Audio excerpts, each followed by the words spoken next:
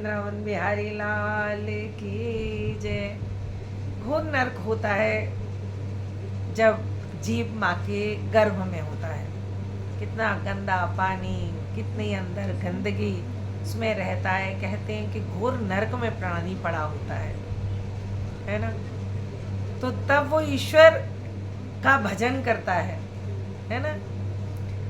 एक आपने देखा होगा कि हमारे जो एक काग होता है, यहाँ पे होता है ना तलवे पे कि गड्ढा सा बना होता है, उसको काग बोलते हैं हमारे यहाँ। आपके यहाँ क्या बोलते हैं मुझे नहीं पता, कि हमारे यहाँ काग बोलते हैं। तो कहते हैं कि जब तक वो गड्ढा रहता है तब तक बच्चे के साथ भगवान का कनेक्शन रहता है, डायरेक्ट हमेशा ही रहता है। बच्चों के साथ तो औरों के साथ भी ईश्वर का कनेक्शन तो खैर रहता ही है, लेकिन जब भगवान तब दूर रहता है जब छल कपट आने लग जाता है ना। तो कह रहा है कि गर्भ में माँ के पड़ा था रो रहा, बाहर करो राम, ऐसा कह रहा है ना।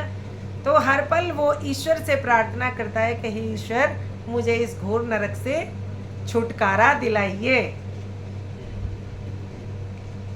लेकिन जैसे ही वो बाहर आ जाता है तो जो ईश्वरीय कार्य होता है वो उसको भूल जाता है, बाकी सारे कार्य करता है जी। थैंक यू सभी का। प्लीज़ इसी तरह आप अपना प्यार सपोर्ट बनाए रखें। हमारे भजनों को आप बहुत प्यार आशीर्वाद दे रहे हैं। आपका प्यार आशीर्वाद कमेंट्स और लाइक के रूप में और सब्सक्राइब के रूप में मेरे पास पहुंच जाता है। उसमें आपका कोई पैसा नहीं लगता, बस आपका प्यार दिखता है।